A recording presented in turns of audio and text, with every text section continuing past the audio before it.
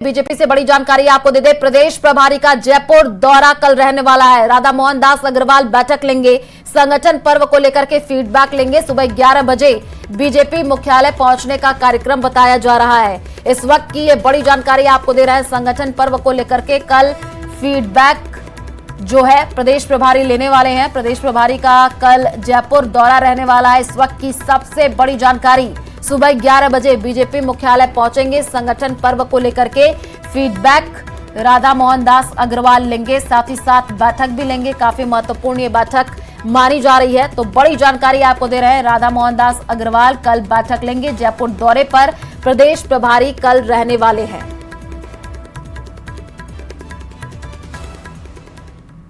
सियासत में एक दूसरे पर आरोप प्रत्यारोप एक दस्तूर जैसा है, जिसे नेता बखूबी निभाते हैं। इन दिनों प्रदेश की सियासत में कुछ ऐसा ही दौर चल रहा है, जहां सत्ता पक्ष और विपक्ष एक दूसरे को आईना दिखाने में लगे हैं। अब नेता प्रतिपक्ष टीकाराम जूली ने प्रदेश की कानून और स्वास्थ्य व्यवस्था को लेकर सरकार को कटघरे में खड़ा कर दिया, तो शिक्षा मंत्री मदन दिलावर आग बबूला हो गए और प्रेस कॉन्फ्रेंस में कुछ अलग अंदाज में जवाब दिया।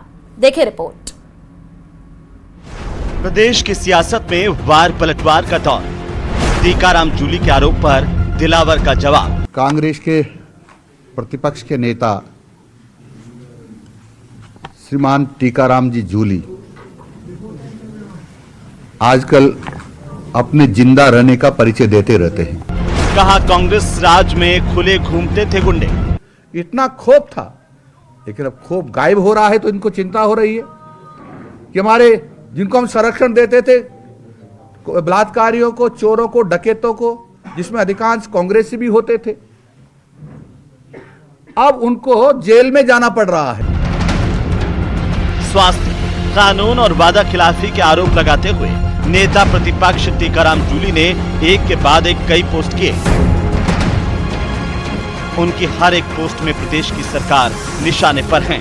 वे किसी पोस्ट में भरतपुर दुष्कर्म पीड़िता का जिक्र कर रहे हैं, तो किसी पोस्ट में बीजेपी सरकार में दलितों पर अत्याचार बढ़ने के आरोप लगा रहे हैं। राजस्थान की स्वास्थ्य सेवाओं के आईसीयू में होने की बात कह रहे हैं। अब नेता प्रतिपक्ष ने तो आरोपों की झड़ी लगा दी। इसके बाद मोर्चा संभाला शिक्षा मंत्री मदन दिलावर ने, जिन्होंने प्रेस कॉन्फ्रेंस में कांग्रेस के एक एक आरोप का ऐसे जवाब दिया कि विपक्ष की हवा टाइट हो गई। कानून व्यवस्था के मसले पर जवाब देते हुए दिलावर ने कहा कि कांग्रेस के शासन में उनके नेता खुद बदमाशों और गुंडों को खुला छोड़ते थे। आप मेवात क्षेत्र से अच्छी तरह परिचित होंगे। किसी भी गुंडे, बदमाश, बलात्कारी के खिलाफ कोई कार्रवाई नहीं होती थी, बल्कि कांग्रेस के माननीय विधायक, माननीय मंत्री उनको संरक्षण देने के लिए खड़े हो जाते थे। अरबों रुपए वहां ठगते थे, सैकड़ों बच्चों के साथ बलात्कार होता था, हत्याएं हो जाती थी। अधिकांश की तो रिपोर्ट दर्ज ही नहीं होती थी, क्योंकि कांग्रेस का राज था। नेता प्रतिपक्ष टीकाराम जूली के आरोपों पर शिक्षा मंत्री मदन दिलावर ने तीखा पलटवार करते हुए कहा कि वो जूली अनाप शनाप बोलकर सिर्फ अपने जिंदा रहने के सबूत देते हैं। प्रतिपक्ष के नेता श्रीमान टीकाराम जी जूली आजकल अपने जिंदा रहने का परिचय देते रहते हैं।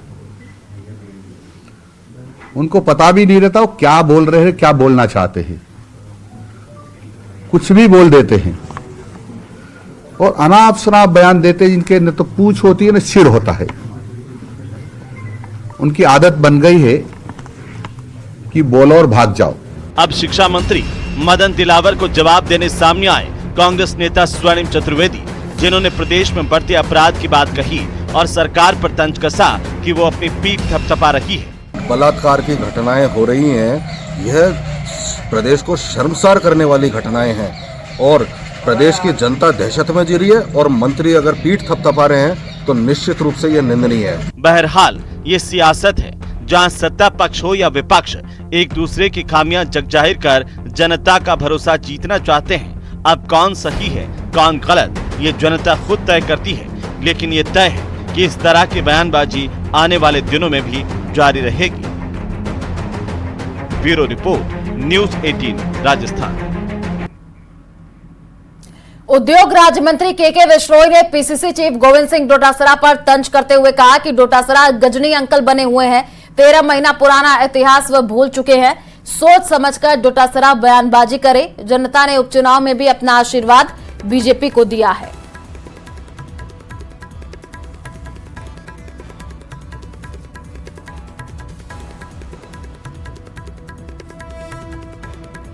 याद आ रही है वो फिल्म गजनी। ये जो उपचुनाव हुए, इन उपचुनावों के अंदर जो वोटों की चोट जनता ने मारी, तो मेरे को लगता है कि उस गजनी के किरदार को शॉर्ट टर्म मेमोरी लॉस था। तो अभी तक तो मैं कहना चाहूंगा डोटासरा जी को कि मेरे को लग रहा है आप भी गजनी अंकल बन गए हैं। सिर्फ 13 महीने पुराना इतिहास आप भूल चुके हैं कि आप लोगों की सरकार थी, किस तरीके का नेतृत्व आप लोग कर रहे थे। तो मैं गजनी अंकल से मेरा सुझाव है कि बिल्कुल सोच समझ करके अपनी बयानबाजी भी करें। दौसा जिले के नांगल थाना क्षेत्र के बिजवाड़ी के पास जमीन में गड़ा शव मिलने से हड़कंप मच गया। मंगलवार शाम सड़क से कुछ दूरी पर जमीन से एक हाथ निकला नजर आया तो ग्रामीणों की भीड़ लग गई। इसके बाद तत्काल नांगल पुलिस को सूचना दी गई। पुलिस प्रशासन ने एफएसएल की टीम को बुला करके सबूत इकट्ठे किए। पुलिस ने करीब 3 साल के युवक का शव खुदाई करके बाहर निकलवाया है। डॉक्टर्स ने जांच में पाया कि युवक की मृत्यु 4-5 दिन पहले हुई थी। ऐसे में संभावना है कि इस युवक की हत्या करके 4-5 दिन पहले ही शव को गाड़ दिया गया होगा। पुलिस शव की शिनाख्त करने की कोशिश में लगी हुई है।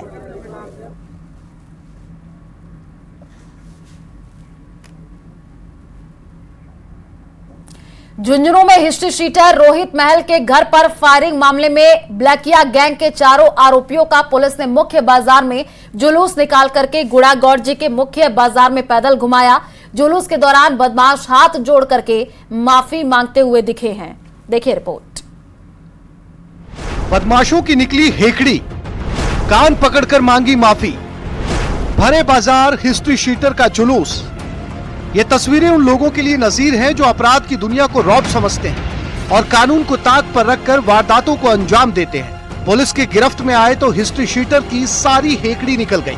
गुड्डागोड़जी में भरे बाजार माफी मांगते नजर आए। दरअसल पुलिस ने बीते दिनों मेहाड़ा थाने के हिस्ट्री शीटर लोकेश गुर्जर उर्फ लक्की, साथी सुनील खटाना और मेहाड़ा थाना इलाके के 2 सगे भाई हिमांशु और हेमंत मान को गिरफ्तार किया था। इन बदमाशों ने हिस्ट्री शीटर रोहित महिला के घर पर फायरिंग के साथ उसको सोशल मीडिया पर धमकी भी दी थी। गलती हो गई, आगे से बदमाशी नहीं करेंगे। गलती हो गई, आगे से बदमाशी नहीं करेंगे। गलती हो गई, आगे से बदमाशी नहीं करेंगे।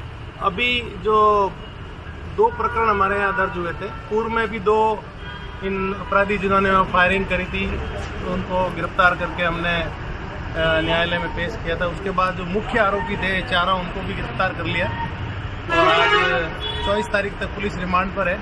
अभी इनसे पूछताछ चल रही है और अनुसंधान में और भी कई तथ्य आएंगे, उसमें और भी इनके कोई साथी होंगे तो सबकी गिरफ्तारियां होगी और सख्त से सख्त कार्रवाई करेंगे। बता दें, ब्लैकिया गैंग के हेमंत मान और गुड़ा थाने की हिस्ट्री शीटर रोहित महिला निवासी बड़ की ढाणी की आपसी रंजिश चल रही है।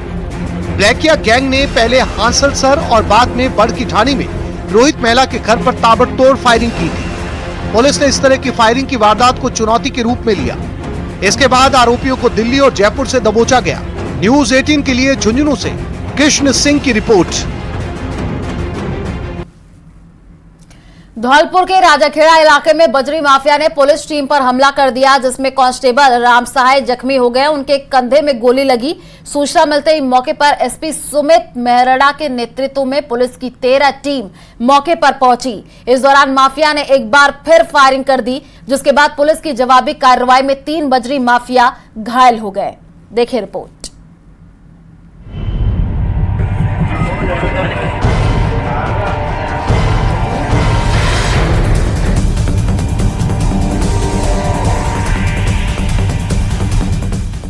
बजरी माफिया और पुलिस में मुठभेड़। माफिया की गोली से कांस्टेबल घायल। जवाबी कार्रवाई में 3 माफिया भी जख्मी। धौलपुर जिले के राजाखेड़ा इलाके में सोमवार देर रात अवैध बजरी परिवहन को रोकने गई पुलिस टीम पर माफिया ने हमला कर दिया। हमले में कांस्टेबल राम सहाय के कंधे पर गोली लगी, जिन्हें गंभीर हालत में आगरा रेफर किया गया। घटना की सूचना मिलते ही एसपी सुमित मेहरना के नेतृत्व में पुलिस की 13 टीमें मौके पर पहुंची। माफिया ने पुलिस पर फिर से फायरिंग की, जिसके जवाब में पुलिस ने भी फायरिंग की। इस मुठभेड़ में 3 बजरी माफिया विशाल, सचिन और अजय को गोली लगी, जिन्हें जिला अस्पताल में इलाज के लिए भर्ती करवाया गया। आज सुबह जिला धौलपुर के इमरजेंसी विभाग में 3 गन शॉट के केस आए हैं। हिस्ट्री में बताया गया है कि राजाखेड़ा क्षेत्र से आए हुए हैं। 3 लोगों को पैर में गोली लगी हुई है। ये बताया जा रहा है कि पुलिस मुठभेड़ में इनको गोली लगी है। पुलिस वालों के द्वारा इनको लाया गया है। तीनों के पैरों में गोली लगी हुई है। तीनों भी स्थिर हालत में हैं और अभी इलाज उनका जारी है। जानकारी के अनुसार राजाखेड़ा थाना पुलिस बजरी से भरे एक ट्रैक्टर ट्रॉली का पीछा कर रही थी। इसी दौरान रेकी कर रहे बाइक सवार माफिया ने पुलिस की गाड़ी पर फायरिंग कर दी। एक गोली पुलिस वाहन का शीशा तोड़ते हुए कांस्टेबल राम सहाय के कंधे में जा लगी। मल्टीपल टीम्स का गठन किया गया, वह यूपी पुलिस से भी समन्वय स्थापित किया गया। साथ ही साथ जितने भी रेता माफिया और जो इस घटना में लिप्त लोगों के घरों पे ठिकानों पे दबिश दी गई।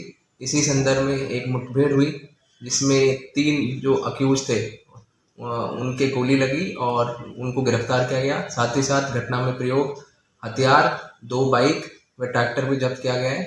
कांस्टेबल राम साहब बिल्कुल सेफ है। वह जो भी इस तरह से पुलिस पे या ऑन ड्यूटी ऑफिशियल्स पे हमला करेगा, उस पर पुलिस हमेशा सख्ताई से कार्रवाई करेगी। पुलिस ने इस कार्रवाई के दौरान बजरी से भरे ट्रैक्टर को एस्कॉर्ट कर रही 2 मोटरसाइकिलों को भी जब्त किया। घायल कांस्टेबल का इलाज आगरा में चल रहा है, जबकि घायल माफियाओं को धौलपुर जिला अस्पताल में भर्ती करवाया गया।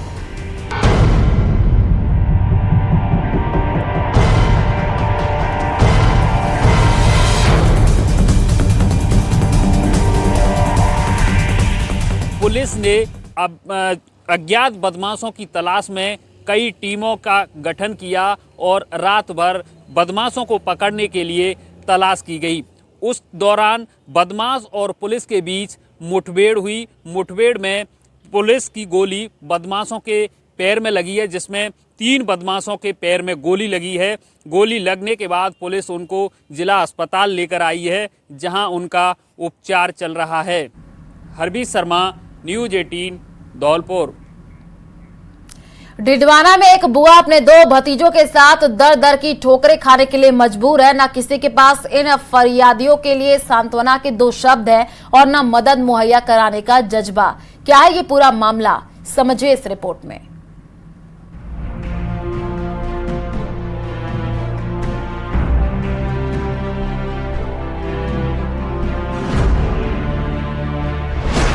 बच्चों के सर से उठा माँ बाप का साया, फिर भी किसी को नहीं आ रही दया। अनाथ बच्चों को है मदद की दरकार, गुहार पर रहम फरमाइए सरकार। देश प्रदेश के नीति निर्धारकों के तमाम दावों के बावजूद सरकारी विभागों का रवैया बदलने का नाम नहीं ले रहा। ये हम नहीं, डिडवाना से आई ये तस्वीरें कह रही हैं। 11 और 5 साल के अपने भतीजों के साथ बुआ गौरा देवी दर दर की ठोकरें खा रही हैं, ताकि दोनों बच्चों के नाम दादा दादी के जनाधार में जुड़ जाएं। इन बच्चों को सरकार की पालनहार योजना का लाभ मिल जाए, जिंदगी संवर जाए। आपको बताते चलें कि पालनहार योजना में 18 साल तक के बेसहारा बच्चों को सरकार 1500 से 2000 रुपए प्रतिमाह देती है। हर साल स्टेशनरी, कपड़े, जूतों के लिए 2000 रुपए देती है। पाँचों हमारे पीर है, मैं आँखी बुआ हूँ। आगे पापा एक्सीडेंट खत्म होगा और यही मम्मी 3 साल रुकी और 3 साल में पालनहार का पैसा भी का खत्म जुड़वाड़ा। अब एक आंखों पालन पोषण दादी दादा ही करे। बच्चों की बुआ गोरा देवी के मुताबिक 29 जून 2022 को बच्चों के पिता की सड़क हादसे में मौत हो गई। बच्चों की मां ने दूसरी शादी कर ली। बच्चों का पालन पोषण बुजुर्ग दादा दादी कर रहे हैं, लेकिन सरकार की ओर से चलाई जा रही पालनहार योजना का लाभ इन बच्चों को नहीं मिल पा रहा है। अब आंका जो भी कागज पांड्या करवा रही हूँ, मैं जनाधार में जुड़वा रही हूँ, जुड़ रही को नहीं मारू, मैं गाड़ी ताकि कोई काम भी को नहीं मारू। पंचायत समिति बड़े डीडवाना सब जगह जाइए, बिल्कुल ही काम कौन हो रही हो। अब काहे करना चाहिए जब मैं गाड़ी था की। जानकारी के मुताबिक बच्चों के नाम उनकी मां सोनी देवी के जनाधार में जुड़े हुए हैं, पर पिता की मौत के बाद मां बच्चों को ओटीपी नहीं दे रही। और तो और पिता की मौत के बाद मिलने वाले मुआवजे की राशि भी सास ससुर और बच्चों को नहीं दी। इससे भी हैरान करने वाली बात तो ये है कि दूसरी शादी करने के बावजूद वो मजे से विधवा पेंशन उठा रही है, जबकि बच्चों का पालन पोषण बुजुर्ग दादा दादी कर रहे हैं। न्यूज़ 18 राजस्थान के लिए डीडवाना से महेंद्र बिश्नोई की रिपोर्ट।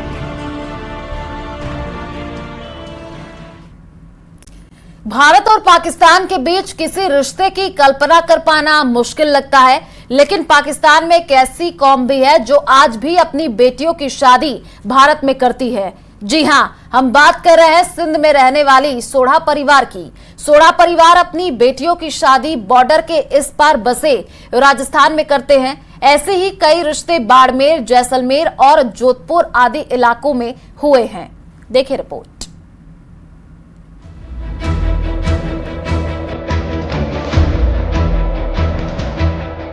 पाकिस्तान की बेटी अब बनेगी हिंदुस्तान की बहू। पाकिस्तान में जन्मी बेटी राजस्थान में शादी। सिंध और हिंद का रिश्ता होगा मजबूत।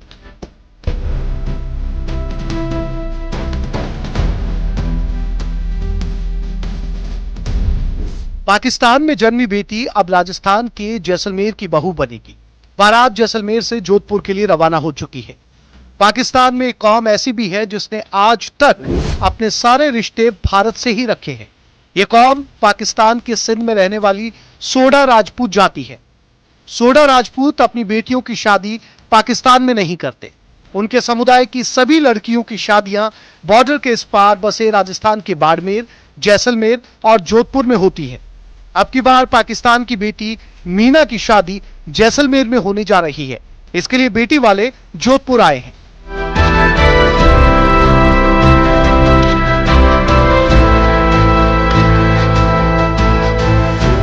पाकिस्तान में रहने वाले सोढ़ा परिवार के लिए विवाह एक ऐसी चुनौती है जिसके लिए उन्हें सरहद पार करनी पड़ती है। सनातन मान्यता के अनुसार एक डीएनए में विवाह करने से कई तरह की बीमारियां और विकृतियां पैदा होती हैं। ऐसे में सनातन धर्म में एक गोत्र में विवाह नहीं करने का प्रावधान है। ऐसे में इस मान्यता को मानने के कारण पाकिस्तान के सोढ़ा परिवार को अपने परिवार की बेटियों और बेटों का विवाह करने के लिए सरहद पार कर भारत आना पड़ता है। ऐसा ही एक परिवार जोधपुर में अपनी लाडली का विवाह रचाने के लिए भारत आया है। धूमधाम के साथ जोधपुर में शादी की तैयारियां चल रही हैं। बुधवार को बारात दुल्हन को लेने के लिए जैसलमेर से जोधपुर पहुंचेगी। मीना सोढ़ा के पिता का कहना है कि परिवार के लोग अब इतने खुश हैं कि उनकी बच्ची भारत में ब्याही जा रही है। एक्चुअली हमारे वहाँ एक गोत्र है सोढ़ा राजपूत, तो उसमें तो हमारे शादी हो नहीं पाती बच्चों की, तो इसलिए हमें यहाँ इंडिया आना पड़ता है और बच्चों की सबकी शादी यहीं करनी पड़ती है। हिंदुस्तान की बहू बनने जा रही मीना सोढ़ा बहुत खुश है। वो अब जैसलमेर की बहू बनेंगी। यहाँ पे मतलब लड़कियां घूम सकती है, वहाँ ऐसा नहीं है। वहाँ सब मतलब लड़कियां एक मतलब बंद करके रखते हैं, वहाँ पे ज्यादा बाहर नहीं निकालते करते, ऐसे मतलब लगता नहीं है। गौरतलब है कि राजस्थान की पूर्व रियासतों की रिश्तेदारियां सरहद पार पाकिस्तान में सालों से है। देश के बंटवारे से पहले रियासतों में शादी संबंध आम थे, लेकिन आजादी के बाद दोनों देशों के बीच बढ़ते तनाव के बीच इस तरह के रिश्तों की चर्चा होना लाजमी है। एक पिता जिसके पूर्वज पाकिस्तान में रह रहे हैं, वो खुद भी पूरी उम्र वहीं रहा, लेकिन अब अगली पीढ़ी को वहां नहीं रखना चाहता। इसलिए बेटे के बाद बेटी की भी शादी जोधपुर में करने जा रहे हैं। इसके लिए वो भारत में आए हैं। जोधपुर से न्यूज़ 18 के लिए चंद्रशेखर व्यास की रिपोर्ट।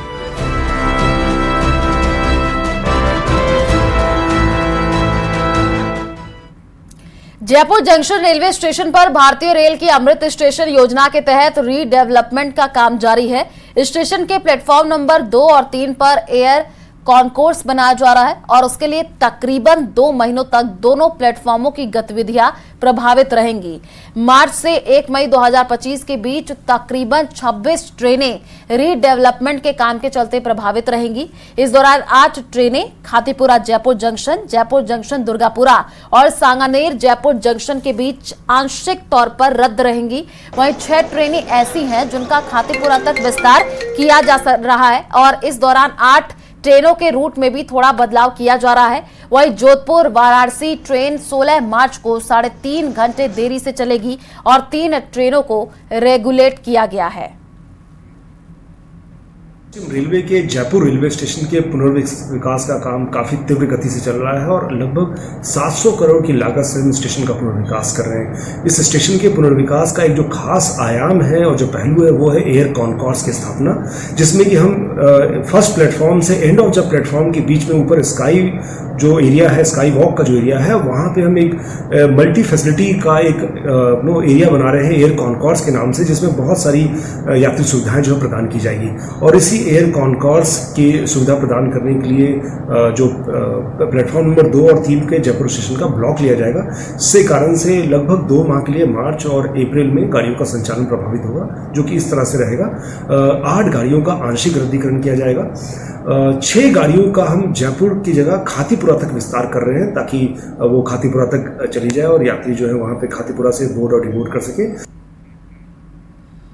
खैरता जिले के भिवाड़ी में 36वें राष्ट्रीय सड़क सुरक्षा सप्ताह के अंतर्गत एक विशेष कार्यक्रम का आयोजन किया गया। इस मौके पर प्लांट से नीलम चौक तक एक मानव श्रृंखला का सफल आयोजन किया गया। कार्यक्रम में मुख्य अतिथि के रूप में भिवाड़ी एसपी ज्येष्ठा मैत्री ने शिरकत की। आरटीओ भिवाड़ी वेद प्रकाश ने भी इस अवसर पर अपनी उपस्थिति दर्ज करवाई और सड़क सुरक्षा के महत्व पर अपने विचार साझा किए। इस कार्यक्रम का मुख्य उद्देश्य जन जागरूकता फैलाना और लोगों को यातायात नियमों का पालन करने के लिए प्रेरित करना था। सभी प्रतिभागियों ने सड़क सुरक्षा नियमों का पालन करने और दूसरों को उसके लिए प्रेरित करने का संकल्प लिया। आयोजन में बड़ी संख्या में स्थानीय नागरिकों, कर्मचारियों और अन्य सहभागियों ने हिस्सा लिया। कार्यक्रम के दौरान विभिन्न गतिविधियों का आयोजन किया गया, जिसमें नुक्कड़ नाटक, ड्राइंग प्रतियोगिता, स्लोगन प्रतियोगिता और क्विज शामिल थे।